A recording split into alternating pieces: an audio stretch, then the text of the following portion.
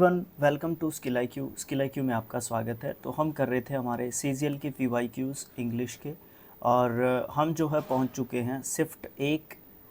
जो है हमारी शिफ्ट एक है 24 सितंबर 2024 की। ठीक है, मॉर्निंग का शिफ्ट में हम जो है पहुंच चुके हैं। तो चलिए स्टार्ट करते हैं बिना किसी देरी के।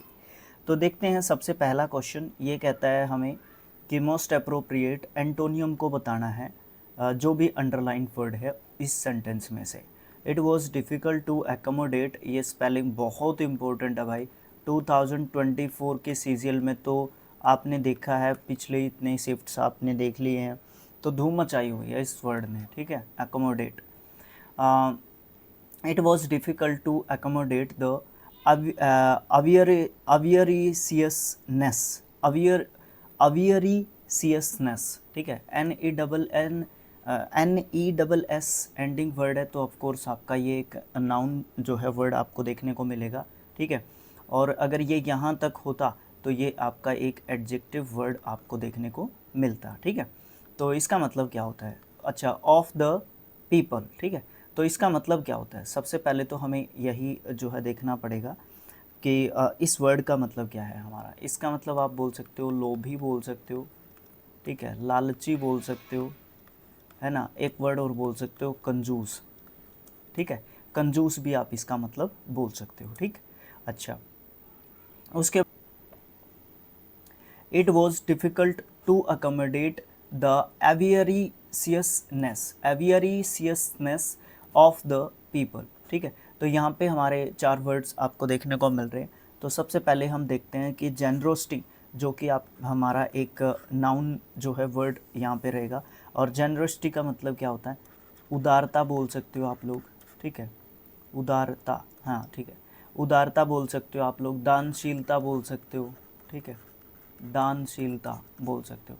क्रिटिसिज्म का आलोचना हम लोग जो है बोल सकते हैं। उसके बाद हेटर्ड का मतलब आप घृणा एक तरीके से बोल सकते हो, है ना। एनवी का मतलब आप ईर्ष्या, द्वेष, द्वेष द्वेष बोल सकते हो आप लोग, है ना, द्वेष, है ना, ईर्ष्या बोल सकते हो। ओके, अब देखो क्या करना है। एंटोनियम बताना था ना हमने, एवरीशियसनेस का, है ना। तो एवरीशियसनेस का मतलब लोभी, लालची, कंजूस आप बोल सकते हो।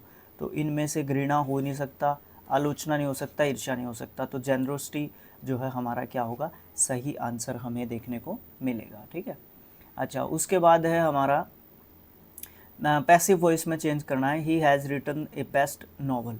तो यहाँ पे हमारा लिख रखा है हैज़, हैव प्लस के वर्ब की थर्ड फॉर्म। इसको चेंज किस में करते हैं? यहाँ पे हम लोग बीन लगा देते हैं। ठीक है, तो यहाँ पे देखो, अब बेस्ट सेलिंग नॉवल हो गया हमारा सब्जेक्ट। उसके बाद आपका हैज़ हैव रहेगा, ये नहीं होगा, ये हो सकता है, ये नहीं होगा, ये नहीं होगा। तो ऑप्शन नंबर बी यहाँ पे आपका सही आंसर रहेगा। ठीक है, आप best selling novel has been written किसके द्वारा? By him. ठीक है, तो ये हमारा सही आंसर यहाँ पे निकल के आ गया। ठीक है, ओके, नेक्स्ट जो क्वेश्चन है यहाँ पे जम्बल्ड ऑर्डर में दे रखा है, और इनको हमने क्या करना है, एक तरीके से असेंबल एक तरीके से करके, और हमने क्या बना देना है, एक सेंटेंस जो है हमने इससे प्रॉपर बना देना है। तो PQRS हमारे पास चार ऑप्शंस हैं। Her face I have for a year not seen. देखो ये पहले नंबर पे हो नहीं सकता, हर फेस हो सकता है, फॉर अ ईयर जो है हो नहीं सकता। तो आर या एस से जो भी स्टार्ट हो रहा होगा वो हमारा आंसर नहीं हो सकता। ठीक है, अच्छा, पी से हमारा आंसर हो सकता है, क्यू से हमारा आंसर हो सकता है। तो आई हैव से स्टार्ट करें, इसको जो है पेंडिंग ऑप्शन में रखें। आई हैव से स्टार्ट करोगे तो आपके पास ऑप्शन नंबर डी जो है। ठीक है, तो ऑप्शन नंबर डी को ट्राई करो। आई हैव, फिर हमारा आया नोट सीन। ठीक है, हैव के साथ नोट सीन जुड़ रहा है। ठीक है, वेरी गुड। हर फेस, ठीक है, for uh year, very good, यही हमारा जो है सही आंसर होगा। ठीक है, मैंने उसका चेहरा जो है पिछले 5 साल से नहीं देखा, या कुछ इस तरीके का कहने की कोशिश कर रहा है। अच्छा, एंटोनियम बताना है हमने बैरन का। एडजेक्टिव के रूप में हम इसको रखते हैं। बैरन का मतलब आप बंजर एक तरीके से बोल सकते हो। ठीक है, कैन यू, इसका आइडिया लगाना है, इससे हमें एंटोनियम अपना ढूंढना है। ठीक है, can you believe how much traffic there is today? Grumbled Tom, glancing at the congested road ahead. तो यहाँ पे बिलीव का मतलब आपको विश्वास एक तरीके से देखने को मिलता है। गैलेंसिंग का मतलब होता है बिल्कुल टकटकी लगा कर देखना, टकटकी लगा कर देखना, ठीक है, लगा कर देखना बोल सकते हो। ग्रम्बल्ड का मतलब क्या होता है? ग्रम्बल्ड का मतलब हमारा एक तरीके से हम लोग बोल सकते हैं कि शिकायत करना, शिकायत करना आप यहाँ पे बोल सकते हो। उसके बाद कंजस्टेड, कंजस्टेड होता है संकरा या भीड़ा, आप इसको एक तरीके से बोल सकते हो, ठीक है, भीड़ा। ओके, तो इसके अनुसार हमारा जो आंसर है वो क्या निकल के आना चाहिए। देखो बैरन, बैरन का मतलब यहाँ पे दे रखा है बंजर, और फिर यहाँ पे ग्रम्बल्ड शिकायत हो नहीं सकती, विश्वास की यहाँ पे बात ही नहीं हो रही, गैलेंसिंग एक टकटकी लगा के देखना, बच गया हमारा कंजस्टेड। अब ये सही आंसर एक तरीके से इसके साथ बैठ नहीं रहा है, लेकिन एसएससी या टीसीएस का एक तरीके से मानना है कि हमारा कंजस्टेड इसका जो है सही आंसर यहाँ पे रहेगा, ठीक है। अच्छा, इसके बारे में और ज़्यादा बोलना अभी के लिए उचित नहीं है, क्योंकि मुझे इसके बारे में थोड़ा सा एक तरीके से सोचना पड़ेगा, फिर ही हम जो है इसके ऊपर कोई डिसीज़न ले सकते हैं, राइट। ओके, उसके बाद नेक्स्ट क्वेश्चन है 5th। इस क्वेश्चन में क्या बताना है? इसमें बताना है हमारे सब्स्टिट्यूट करना है अंडरलाइन जो भी सेगमेंट दे रखा है वर्ड का, ठीक है। ए हर्ड ऑफ कैटल, इसको हम जो है एक तरीके से क्या बोलते हैं? कलेक्टिव नाउन, ठीक है, कलेक्टिव नाउन। ओके, तो यहाँ पे हर्ड आपका कलेक्टिव नाउन होता है वैसे। तो consist of related females, cubs and a small number of adult males. तो यहाँ पे आपका हर्ड ऑफ कैटल जो है किससे एक तरीके से रिलेटेड यहाँ पे आपको दिख रहा है, ठीक है। तो हर्ड ऑफ जो कैटल है वो आपका लॉयंस, प्राइड लॉयंस पे है, स्कूल ऑफ फिश पे है, या पैक ऑफ वॉल्स पे है, या फिर फ्लोक ऑफ बर्ड्स पे है। तो प्राइड ऑफ लॉयंस पे ये आपका एक तरीके से इसको जो है क्या कर सकता है, ये रिप्लेस कर सकता है। अब प्राइड ऑफ लॉयंस जो है हम लोग यहाँ पे इसको बोल सकते हैं, ठीक है। तो नेक्स्ट क्वेश्चन पे चलते हैं। नेक्स्ट क्वेश्चन है हमारा 6th question.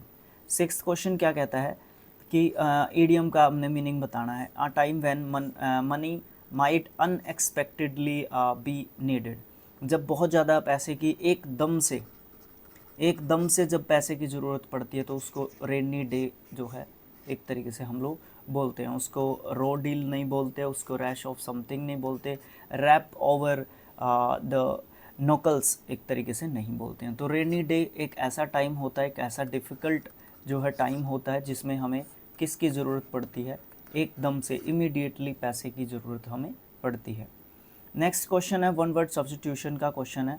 A person who does not believe in God, वो होता है atheist, Astik.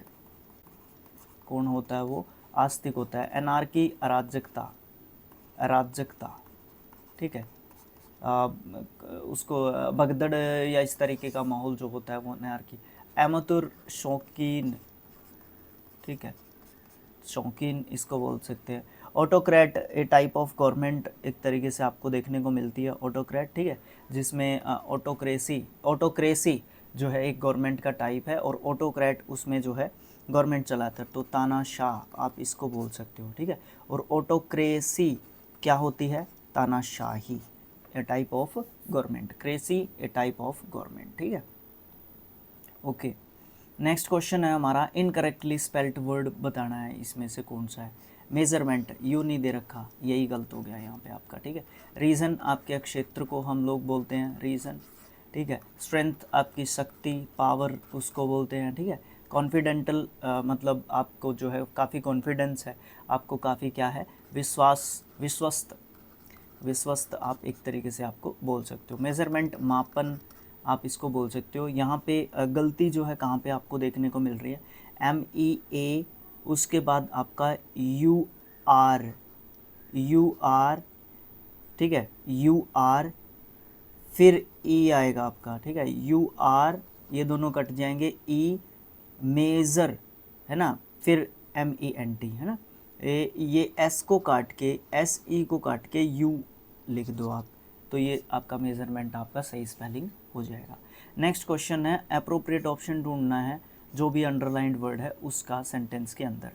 I show a shabby looking man, shabby looking man मतलब एक तरीके से गरीब दिखने वाला व्यक्ति, है ना। Living in the cavity of mountain, तो यहाँ पे कैविटी क्या होता है, कैविटी का मतलब क्या होता है, सबसे इम्पोर्टेंट चीज़ यहाँ पे हमें देखने को मिलती है। कैविटी जो है एक रास्ता हो जाता है कैविटी, ठीक है, और एक बहुत ज़्यादा मतलब एक जैसे एक होल होता है ना, उस तरीके का सुराग के जैसा कुछ, है ना। तो यहाँ पे आपका एलिवेशन ये इसी का तो बना रखा है, तो होल ही आपका सही आंसर यहाँ पे हो जाएगा, ठीक है। होल ही हमारा यहाँ पे सही आंसर आपको देखने को मिलेगा, ठीक है। तो हाइट का यहाँ पे कोई मतलब नहीं, एलिवेशन का, माउंट का यहाँ पे कोई मतलब नहीं बनता है। ओके, उसके बाद आपका एक सेंटेंस दे रखे हैं, तीन चार सेंटेंस दे रखे हैं, 4 सेंटेंस दे रखे हैं ABCD करके, उनको एक सीक्वेंस वाइज जो है लगाना है, जो कि जम्बल्ड ऑर्डर में आपके सेंटेंस दे रखे हैं, उनको सीक्वेंस वाइज में लगा के उससे जो है हमारा सही आंसर हमने बना लेना है। The door of the flat was ajar, देखो किसी डोर की बात चल रही है, डोर से पहले द भी लगा हुआ, किसी स्पेसिफिक डोर की बात चल रही है तो वो डोर की बात पहले भी चली होगी, तो ये पहले नंबर पे नहीं हो सकता है एटलीस्ट, ठीक है। तो उसके बाद द टैक्सी स्टॉप्ड में भी अभी इसको पेंडिंग में रखता हूँ मैं, ठीक है, पेंडिंग में हम लोग इसको रखेंगे, ठीक है। ओके, मिस्टर सैदर वेट फ्लंग हिमसेल्फ आउट, उस वो अपने आप को प्लंग करता है और रेस करता है अपने आप को the stone stairs to the second floor like a young athlete, है ना, यंग एथलीट के जैसे वो चलता है। अभी भी मैं थोड़ा सा कंफ्यूज एक तरीके से अपने आप को देख रहा हूँ, मुझे यहाँ पे पहला जो क्या बोलते हैं उसको सेंटेंस एक तरीके से अभी तक दिखाई नहीं दे रहा है, ठीक है। अच्छा, उसके बाद he pushed it open and the great voice welcomed him, तो यहाँ पे आपका ये तो वैसे ही पहले नंबर पे नहीं है, तो इसका मतलब या तो हमारा बी, कहाँ पे लिख रहा हूँ मैं, या तो हमारा बी पहले नंबर पे होगा या सी पहले नंबर पे होगा।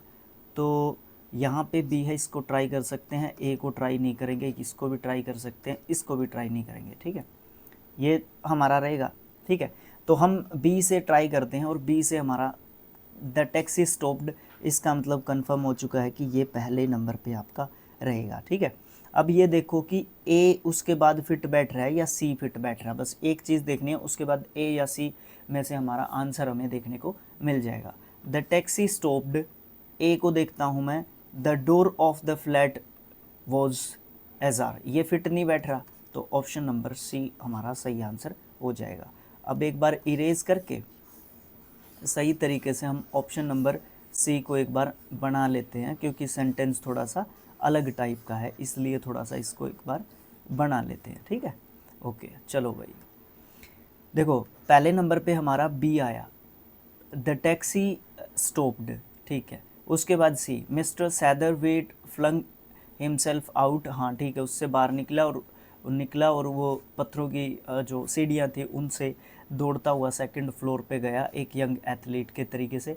फिर क्या हुआ, उसने दरवाज़ा थोड़ा सा खुला हुआ था, वो दरवाज़ा मतलब अंदर जो है वो गया और फिर उसने उसको ओपन किया, ठीक है, और ग्रेट वॉइस ने उसको वेलकम किया, सही है, ये जो है सही सीक्वेंस हमारा एक तरीके से देखने को हमें मिलता है, ठीक है। उसके बाद आपका वॉइस जो है चेंज करना है हम लोगों ने, ठीक है, वॉइस जो है हमने बनाना है। ही रोट, पैसे वॉइस बनाना है, he wrote an inspiring speech for the event, देखो यहाँ पे क्या आ रहा है, वर्ब का सेकंड फॉर्म, वर्ब का सेकंड फॉर्म आपको देखने को मिल रहा है। तो आपको जब वर्ब का सेकंड फॉर्म देखने को मिलेगा तो पास्ट इंडेफिनिट टेंस आपको देखने को मिल रहा है, तो आप क्या करोगे, वॉज या फिर वर के साथ वर्ब का थर्ड फॉर्म जो है उसके साथ यूज़ करोगे। तो एन इंस्पायरिंग स्पीच से स्टार्ट कर रहे हैं हम अपने सब्जेक्ट को, एन इंस्पायरिंग स्पीच सब के अंदर है। उसके बाद आपका वॉज भी यहाँ पे दे रखा है, यहाँ पे भी दे रखा है, यहाँ पे नहीं है और यहाँ पे नहीं है, तो आपके जो है सी और डी ऑप्शन जो है आपके यहाँ पे कट जाते हैं, ठीक है। अच्छा, उसके बाद आपका बीइंग दे रखा है, तो बीइंग आपका कॉन्टीन्यूस टेंस तो है नहीं, पास्ट कॉन्टीन्यूस टेंस तो है नहीं, प्रेजेंट है, तो ये भी आपका कट जाता है, ये आपका सही आंसर यहाँ पे बी आपको देखने को मिलता है। तो वॉज रिटन किसके द्वारा, बाय, ही का क्या हो जाएगा, हिम हो जाएगा यहाँ पे, for the event as it is आपका पीछे का पीछे रहेगा। नेक्स्ट क्वेश्चन है 12th क्वेश्चन, ये कहता है कि मोस्ट अप्रोप्रिएट ऑप्शन सब्सटीट्यूट करना है अंडरलाइन जो सेगमेंट दे रखा है इस सेंटेंस के अंदर, ठीक है। देखो, it is nothing else your pride which makes you such a thing, you से सच अ थिंग। देखो यहाँ पे सबसे पहली बात क्या है, नथिंग एल्स, इसके साथ है ना एक चीज़ लगती है बट, जहाँ पे भी नथिंग के साथ बट नहीं है, नथिंग एल्स के साथ उसको काटते चलो। नथिंग एल्स बट यहाँ पे भी है, नथिंग एल्स बट जो है आपका यहाँ पे भी है। फिर आपका क्या चीज़ है, nothing else but your pride which makes, यहाँ पे क्या दे दिया, बट के बाद योर प्राइड विच मेक्स, यहाँ पे मेक दे रखा है, तो इसलिए ऑप्शन नंबर डी आपका यहाँ पे सही आंसर हो जाएगा, क्योंकि यहाँ पे मेक और मेक्स में भी गड़बड़ कर रखी है, ये बट तो दोनों में इसने दे रखा था, ठीक है। तो यहाँ पे आपका ऑप्शन नंबर डी हो जाएगा, ज़्यादा सोचने की ज़रूरत इसमें है ही नहीं। उसके बाद हमने बताना है सेनोनियम, जो भी अंडरलाइंड वर्ड है सेंटेंस के अंदर। This is a clear example of conflict. Conflict का मतलब होता है एक तरीके से झगड़ा बोल सकते हो इसका, ठीक है। कन्फ्लिक्ट ही बोलेंगे, कन्फ्लिक्ट बोलेंगे, ठीक है। This is a clear example of conflict of egos, है ना। तो ये कन्फ्लिक्ट ऑफ ईगोज़ का एक तरीके से क्लियर या साफ साफ एक तरीके से आपको एग्जाम्पल जो है देखने को मिल रहा है, ठीक है। झगड़ा बोल सकते हो इसको, विरोध भी आप इसको बोल सकते हो, है ना, द्वंद्व भी आप इसको एक तरीके से बोल सकते हो, तो क्योंकि ईगो की बात आ गई ना, तो यहाँ पे द्वंद्व आप जो है ले सकते हो, ठीक है। क्लैश भी सेम यही बात जो है बोल सकते हो आप लोग, कन्फ्लिक्ट में झगड़ा, विरोध या फिर द्वंद्व को बोल सकते हो। सेनोनियम बताना था तो ईजिली हमें अपना सेनोनियम मिल गया। इन्फ्लिक्शन जो है नाउन आपको वर्ड आपका देखने को मिलता है, और इसका मतलब क्या होता है, प्रताड़ना। प्रताड़ना इसका मतलब होता है जब किसी को सज़ा दी जाती है ना, तो वो प्रताड़ित एक तरीके से होता है, भोगता है वो उस चीज़ को, ठीक है। क्या करता है वो, भोगता है उस चीज़ को। मिनलिंग क्या होता है, मिनलिंग का मतलब होता है जब कोई चीज़ मिक्स हो जाती है, मिक्स्ड जो चीज़ें होती हैं। क्रैश का मतलब होता है एक तरीके से बिल्कुल जो है नष्ट करना, नष्ट बोल सकते हो एक तरीके से, या फिर क्रैश जब सामने से जो टक्कर होती है ना, सामने से जो टक्कर होती है उसको भी एक तरीके से आप क्रैश एक तरीके से बोलते हो, ठीक है। वैसे क्रैश का मतलब मसलना भी आप एक तरीके से बोल सकते हो, वो सिचुएशन के ऊपर डिपेंड करता है कि आपका क्या आंसर, आपको ज़रूरत किस चीज़ की है, ठीक है। तो नेक्स्ट क्वेश्चन देखने को मिलेगा, मोस्ट अप्रोप्रिएट ऑप्शन ढूंढना है जो सब्सटीट्यूट कर सकता है अंडरलाइन सेगमेंट को जो भी सेंटेंस के अंदर दे रखा है, ठीक है। Mister Adil called back it back but he was not able to find the scooter part he needed, है ना। मिस्टर आदिल जो है कोल्ड बैक हो गए, कोल्ड बैक नहीं होता, कोल्ड बैक नहीं होता, क्योंकि उसको है ना वो जो है ना जो है वो क्या नहीं हो पाए थे, वो एबल नहीं हो पाए थे ढूंढने में क्या, स्कूटर का पार्ट जो उसको ज़रूरत थी, है ना। तो यहाँ पे हमारा cold down, cold of, cold around या फिर कोल्ड अप, देखो उसने है ना क्या किया, उसने सब जगह उन पार्ट्स को ढूंढने की कोशिश की, ठीक है। तो उसको वो चीज़ मिली नहीं, तो उसने है ना कोल्ड अराउंड किया, ना कि कोल्ड ऑफ, ना कोल्ड डाउन, ना कोल्ड बैक और ना कोल्ड अप। तो option number C is the right answer, ठीक है। ओके, तो ये हमारा जो है सही उत्तर आपको देखने को मिलेगा। उसके बाद नेक्स्ट क्वेश्चन आपको 15th देखने को मिलता है। ये क्वेश्चन कहता है वही सेम चीज़ है पीछे वाली, अंडरलाइन जो ईडियम है उसका आंसर बताना है हम लोगों ने। Instead of confusing others let us call a spade in front of audience. Call a spade मतलब क्लियर कट जो है एक तरीके से बात करना, साफ साफ बोल देना, जो भी बात है बिल्कुल क्लियरली आपने जो भी बोलना है वो एक तरीके से बोल देना, सच बता देना, स्पीक ट्रूथफुल्ली जो है इसका आंसर आप लोग ईजीली दे सकते हो। इनकरेक्टली स्पेल्ड जो है वर्ड बताना है, कैन्यूजर, कैन्यूजर इसका मतलब क्या होता है, इसका मतलब होता है जो पारखी होता है, ठीक है, जिसको ज्ञान होता है, ज्ञानी आप इसको एक तरीके से बोल सकते हो। वैसे इसको भोजन का अच्छा ज्ञान होता है इसको, ठीक है। भोजन का जो वैराइटीज़ या इस तरीके की जो चीज़ें होती है ना, उनका इसको अच्छा ज्ञान एक तरीके से देखने को मिलता है। डबल एन है, बिल्कुल ठीक है, डबल एस है, ठीक है, सही स्पेलिंग है ये, ठीक है। प्रिविलेज, प्रिविलेज का मतलब क्या होता है? प्रिविलेज का मतलब होता है विशेषाधिकार, विशेषाधिकार, ठीक है, विशेषाधिकारों को प्रिविलेज बोल सकते हैं। डबल एल दे के यहाँ पे कंफ्यूज कर देता है, ये बिल्कुल सही स्पेलिंग है, ठीक है। नेसेसरी, नेसेसरी गलत कर दिया ना काम इसने, हाँ, डबल सी करके यहाँ पे गलत काम एक तरीके से कर दिया गया है, ठीक है। तो ये जो है हमारा यहाँ पे एक तरीके से गलत जो है बात यहाँ पे आपको देखने को मिल रही है, और मुझसे भी गलती हो गई है यहाँ पे। डबल सी यहाँ पे हमारा होने वाला है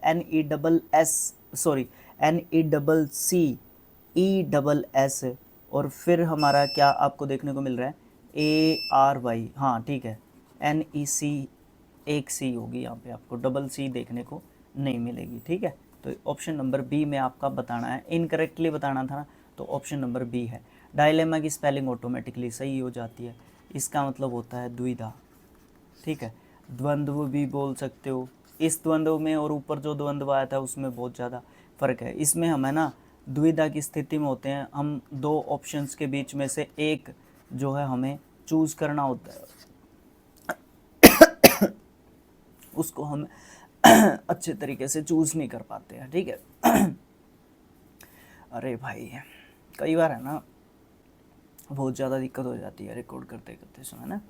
नेक्स्ट क्वेश्चन है, फिल करना है हमने फ्रेजल वर्ब को, ठीक है। फ्रेजल वर्ब के बारे में पहले भी हम बात कर चुके हैं, वर्ब प्लस के preposition equals to phrasal verb, ठीक है। We need to dash a solution to this problem before it gets rose. हमें है ना ज़रूरत है किसकी? इस प्रॉब्लम के सॉल्यूशन की, एक सॉल्यूशन की ज़रूरत है इस प्रॉब्लम के, इससे पहले कि जो सिचुएशन है ना वो क्या हो जाए, और ज़्यादा ख़राब ना एक तरीके से हो जाए, ठीक है। तो हमें जो है एक सॉल्यूशन की ज़रूरत है, ठीक है। तो सॉल्यूशन की ज़रूरत है, तो कट डाउन ऑन नहीं, ब्रेक डाउन किसी चीज़ को तोड़ना, ब्रेकअप टूट जाता है जब कहीं पे रिलेशंस का ब्रेक एक तरीके से होता है, बड़े अच्छे तरीके से जानते हैं आप इसको।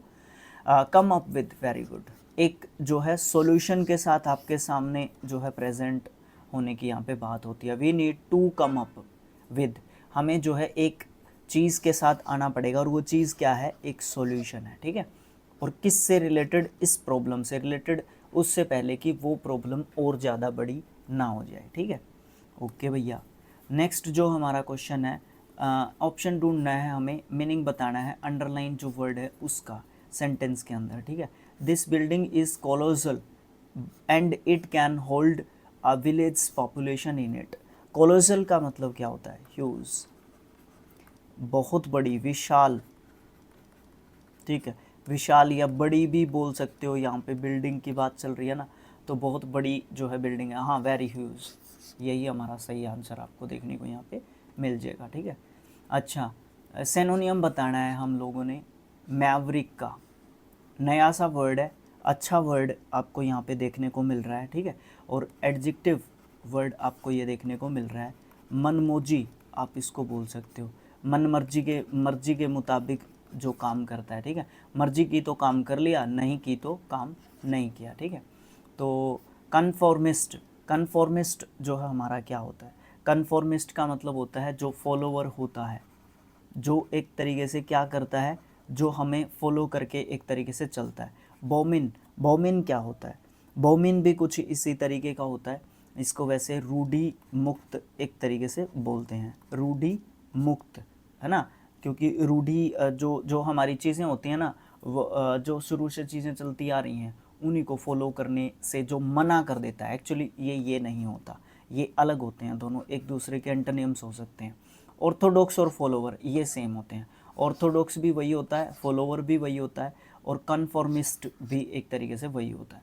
ये है ना तीनों क्या करते हैं? ये फॉलो करते हैं, पुरानी जो परंपराएं होते हैं ना उनके साथ ही जो है ये चलते हैं, ठीक है, पुरानी परंपराओं के साथ चलते हैं। लेकिन बोमिन क्या होता है? ये नई चीज़ों को, नई बातों को एक तरीके से क्या कर चुका होता है?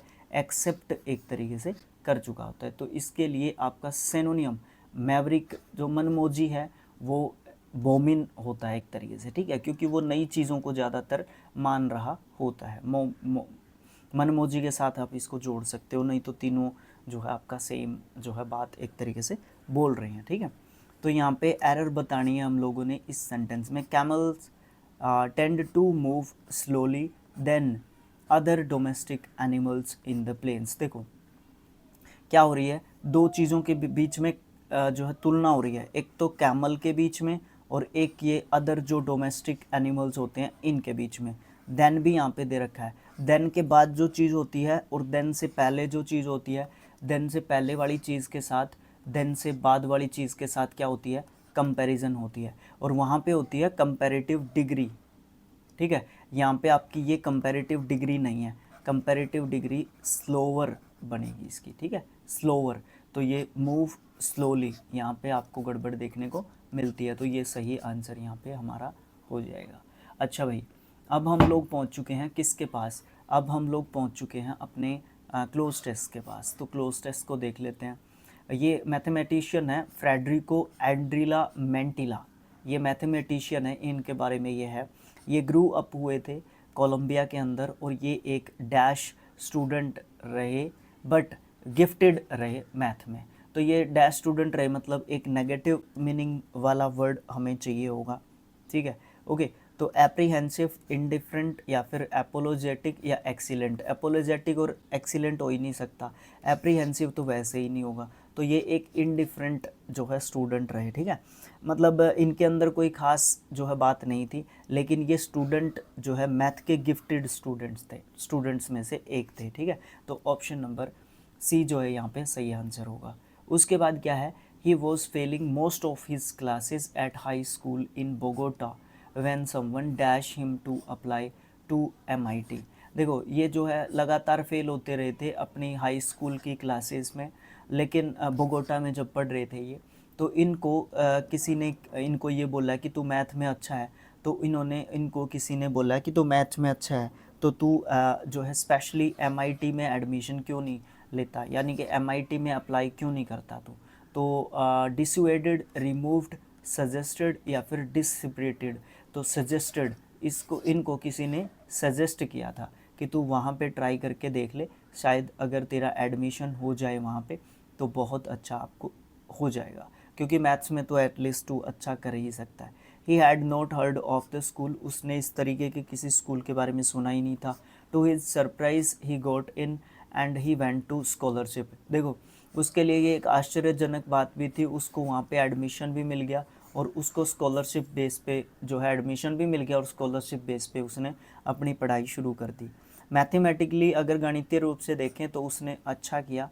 One of his professor said is an acid tongued theoretician known to dash his audience to a herd of cows routinely tugged open maths problems into homework assignments without telling the students। देखो यहाँ पे बात क्या की गई है, पूरे का एक साथ बता देते हैं, उसके बाद ऑप्शंस आगे जो है नेक्स्ट पेज पे मूव कर रहे हैं तो उनको वहाँ पे देखेंगे। देखो उसने ना इस तरीके के किसी स्कूल के बारे में नहीं सुना था, ठीक है, ओके। तो वहाँ पे उसका एडमिशन भी हो जाता है, उसके लिए भी सरप्राइजिंग जो है बात थी, और स्कॉलरशिप के बेस पे उसका एडमिशन हो जाता है, और वो अच्छा परफॉर्म कर भी रहा होता है वहाँ पे, क्योंकि मैथ्स में वो अच्छा था, है ना, एक्स्ट्रा ऑर्डिनरी स्टूडेंट था। उसके प्रोफेसर्स में से एक ने है ना ये हर्ड ऑफ काउज़ के ऊपर जो है ना उसको जो है बहुत सारे प्रॉब्लम्स उन्होंने जो दिए हुए थे होमवर्क असाइनमेंट्स के रूप में, है ना, उनको जो है विदाउट टेलिंग द स्टूडेंट्स, है ना, तो मतलब वहाँ पे बहुत सारे प्रॉब्लम्स उनको दिए हुए थे, और वो जो प्रॉब्लम्स थे ना वो प्रॉब्लम्स बहुत डिफ़िकल्ट टाइप के प्रॉब्लम थे, ठीक है, डिफ़िकल्ट टाइप के प्रॉब्लम थे जिनको सॉल्व करना सबके बस की बात एक तरीके से नहीं थी।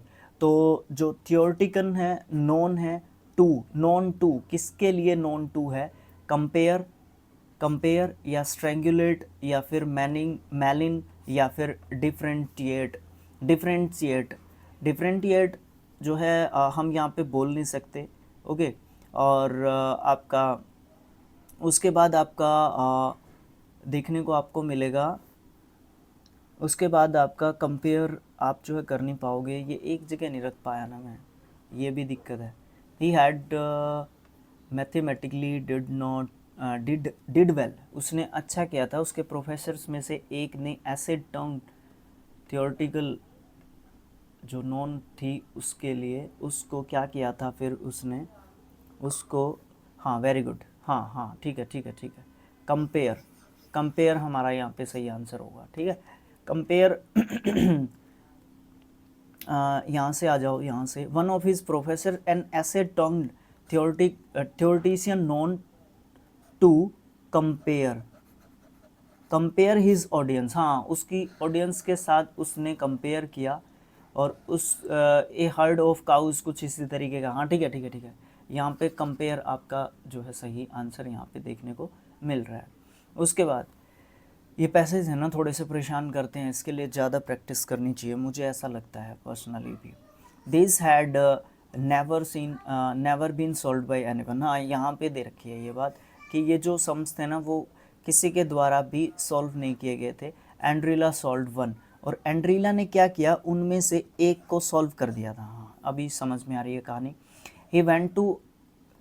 he went on to receive his bachelor's and PhD in math from MIT। तो उसने है ना अपनी बैचलर डिग्री और PhD की डिग्री मैथ्स के अंदर जो है वहाँ से की थी।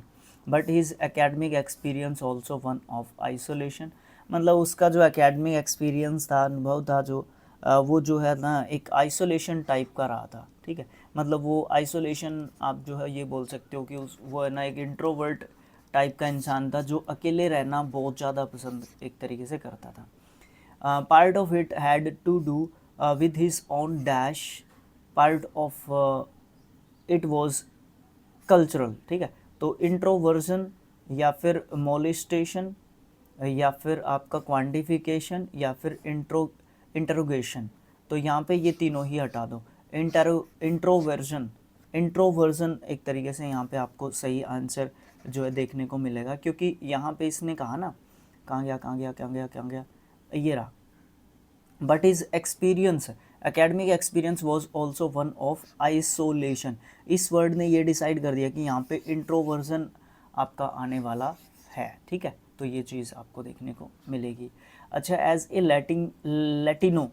लैटिनो के रूप में he was very much in the minority the department, वो एक लैटिनो के रूप में माइनॉरिटी के रूप में रहता था अपने डिपार्टमेंट में, अपने विभाग में। And he did not feel comfortable in American mathematical spaces, और वो अच्छा फील नहीं कर रहा था, है ना, उसने अच्छा फील बिल्कुल भी नहीं किया, वो कंफर्टेबल फील नहीं कर रहा था, आरामदायक फील नहीं कर रहा था अमेरिकन मैथमेटिकल स्पेसेस में।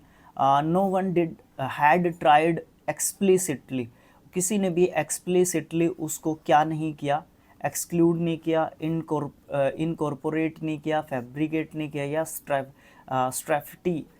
स्ट्रेफ्टिफाई नहीं किया। देखो, किसी ने भी उसको एक्सक्लूड नहीं किया, अपने से अलग नहीं किया, लेकिन वो फिर भी अपने आप को क्या समझता था, यट ही फेल्ट अलोन, फिर भी वो अपने आप को अकेला जो है महसूस करता था। वो हम पहले ही डिस्कस कर चुके हैं कि उसको अकेले रहना बहुत ज़्यादा पसंद था। तो इससे भी आपका जो है 25 जो आंसर है क्वेश्चन का वो निकल के आ जाता है एक्सक्लूड। किसी ने एक्सक्लूड नहीं किया उसको, किसी ने अलग नहीं किया उसको, किसी ने भी अलग नहीं किया उसको, लेकिन फिर भी उसको आइसोलेशन ज़्यादा पसंद था।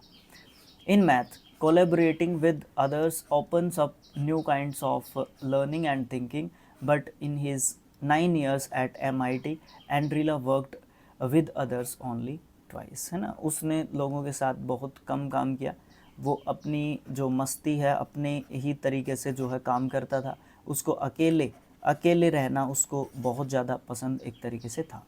अच्छा, PDF चाहिए आपको तो PDF आपके टेलीग्राम चैनल पे पड़ी है, ये आपका टेलीग्राम चैनल है स्किल IQ एजुकेशन।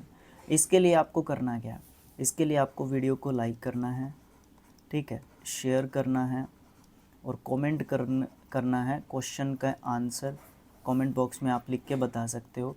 एक आपका सब्सक्राइब ज़रूर कर लो चैनल को, ठीक है, अगर आप सब्सक्राइब कर लोगे ना तो बहुत ज़्यादा बड़ा मोटिवेशन मिलेगा, बिकॉज 8K सब्सक्राइबर्स आपके चैनल के हो चुके हैं। हमें 9K पे जाना है, फिर हमारा 10K हो जाएगा, डबल डिजिट में हम लोग पहुंच जाएंगे। अच्छा, इसके साथ मैं आपको जानकारी भी दे दूँ, CHSL के आपके 30 शिफ्ट हैं, 36 शिफ्ट हैं आपके। जिस तरीके से CGL के लिए 36 शिफ्ट हैं, ओके, इसी तरीके से आपके CHSL के लिए भी 36 शिफ्ट हैं। ऑलरेडी मैंने तैयारी उसके लिए कर ली है शुरू, बेल्ट कस ली है, कमर कस ली है, ठीक है। 36 में से हम ये कितने कर चुके हैं, ये 28 हो चुके हैं आपके, ठीक है। तो यहाँ पे आपके कुछ 8 जो है शिफ्ट आपके यहाँ पे बच रहे हैं, वो भी आपके धीरे धीरे हो जाएंगे। धीरे धीरे हम CHSL को भी मॉर्निंग टाइम में 1-2 डालने की कोशिश करेंगे, बीच बीच में जिस दिन 2 वीडियो रिकॉर्ड कर पाए तो, नहीं तो आपको CGL का 1 मिलेगा, फिर उसके बाद आपका CHSL स्टार्ट हो जाएगा, ठीक है भाई। इतना मेहनत कर रहे हैं हम लोग, तो आप भी थोड़ा सा अपना सहयोग देने की ज़रूर से कोशिश करें। तो thanks for watching, thank you so much. मिलेंगे नेक्स्ट पार्ट में, जो कि नेक्स्ट शिफ्ट का होगा हमारा।